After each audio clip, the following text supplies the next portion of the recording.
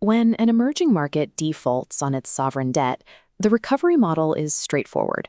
Negotiate with creditors, cut spending, and repair the balance sheet. By mid-2025, Zambia executed this model with striking precision. The government successfully restructured over 92% of its external debt. This chart shows Zambia's fiscal deficit trajectory. You can see the aggressive containment strategy in action, with the deficit shrinking steadily toward a target of negative 1.2% of GDP by mid-2025. A fiscal deficit occurs when a government's total expenditures exceed its revenue, excluding money from borrowings. Combine that shrinking deficit with the massive debt restructuring, and you get a picture of stabilization. This dual approach satisfied International Monetary Fund frameworks and reassured international creditors that the nation's finances were under control. But abstract macro data has to map onto physical geography. In Zambia, that commercial anchor is the capital city. 87% of the businesses driving the domestic economy in a recent KPMG and UNDP survey are based right here in Lusaka. At the sovereign balance sheet level, the numbers tell a clear story. The government executed a highly successful, orthodox macroeconomic stabilization. If we shift our focus away from the sovereign government and look closely at the operational reality of those domestic enterprises, the 2026 pre-budget survey data reveals a sharp contrast. This graphic displays the core divergence. On the left is the sovereign debt recovery. On the right, we see the microeconomic reality. 37% of surveyed businesses are reporting severe profit losses, dropping between 16 and 30%. That contraction widens when you factor in another 31% of firms reporting profit declines of up to 15%. Over 2/3 of the surveyed private sector is shrinking. This decline is indiscriminately hitting the core engines of national employment. The services sector, which accounts for 32% of survey respondents, and agriculture, making up another 19%, are both bearing the brunt of this pressure. The immediate operational consequence is strict self-preservation. Nearly half of all surveyed businesses are actively scaling down their operations or reducing capital investments just to survive the year. Sovereign fiscal consolidation does not automatically create private sector liquidity. The strict measures required to cure the macroeconomy are simultaneously suffocating the microeconomy. To understand the mechanics behind this squeeze, we have to look at the central bank's primary tool for stabilization, monetary tightening. Monetary tightening is a policy used by central banks to reduce the money supply and curb inflation, typically by raising interest rates. This chart tracks that tightening. The monetary policy rate climbed to 14.5% in late 2025, plotted against stabilizing GDP growth of 4.5%. The policy-achieved rate successfully brought inflation down from a peak of 15.1% to 13% by mid-2025. But a 14.5% baseline policy rate triggers a harsh microeconomic consequence. It mechanically skyrockets the cost of commercial borrowing, making the capital that domestic firms need to operate exceptionally expensive. That expensive capital then collides with a second headwind, exchange rate volatility. 40% of the surveyed firms rank the fluctuating value of the kwacha as their absolute highest operational threat. Add to that the residual weight of inflation.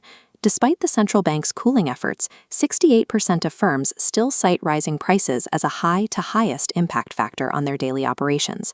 These combined pressures of expensive capital and a volatile currency hit the bottom line hard.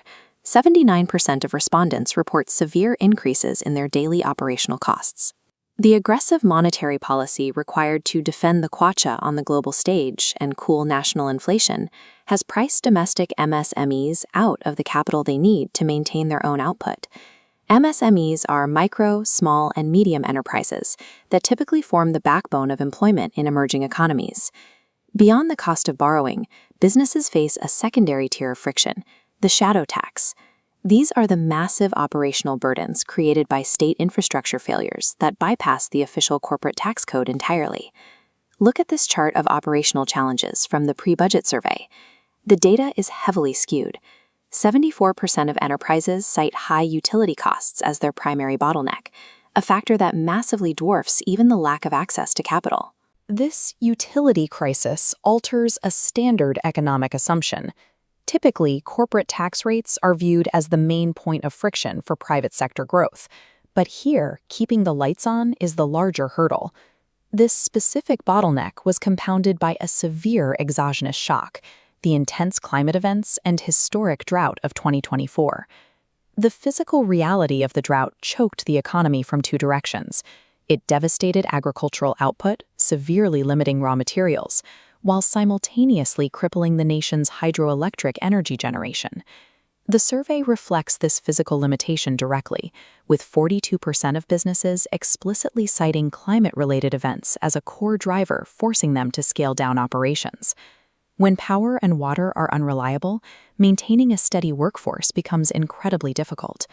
47% of employers report that retaining skilled labor is now a major operational challenge. For an enterprise operating in an emerging market, physical infrastructure deficits and climate vulnerabilities act as a far more punitive and immediate tax than anything written in the statutory corporate code. The government has attempted to offset these burdens by creating targeted fiscal measures and inclusive tax incentives meant to provide relief to businesses. We can measure the effectiveness of these efforts by looking at a specific test case: government tax rebates designed for enterprises that employ people with disabilities or make necessary accessibility adjustments to their facilities. This flowchart illustrates a severe deployment failure. Despite the capital being allocated at the top, an overwhelming 94% of businesses report receiving zero benefit from, or even having any awareness of, these specific tax rebates. Only a 6% trickle actually reaches the MSME sector. That disconnect extends well beyond taxation into general government support. When surveyed, only 25% of firms were aware of state initiatives designed to integrate small businesses into larger national value chains. There is a parallel breakdown in workforce development. Just 22% of firms have any familiarity with state-sponsored jobs and skills development programs intended to help them retain that much-needed labor. Formulating fiscal incentives at the sovereign level fails if the intended recipients never see them. Macroeconomic policy requires robust, transparent institutional transmission, the microeconomic piping, to function properly. This data provides actionable intelligence regarding what the Zambian private sector is explicitly demanding for the formulation of the 2026 national budget. Rather than pushing for standard across-the-board corporate tax cuts, the surveyed businesses are pointing to a completely different set of priorities. As this matrix of survey demands shows, 70% of respondents want immediate improvements in the efficiency and transparency of state-owned enterprises. State-owned enterprises, or SOEs, are legal entities created by a government to partake in commercial activities on its behalf, like managing the national power grid. The private sector has recognized that fixing the state-owned utility grid is far more critical to their survival than marginally lowering their tax liabilities. Alongside that, as you can see highlighted here, another 70% are prioritizing special incentives targeted specifically at job creation. When it comes to how the government spends its revenue, 53% of firms are requesting a structural change.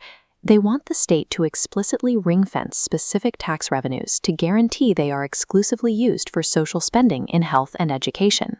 To pay for these repairs and build climate resilience, between 43% and 45% of respondents support the introduction of new green taxes aimed specifically at polluting activities.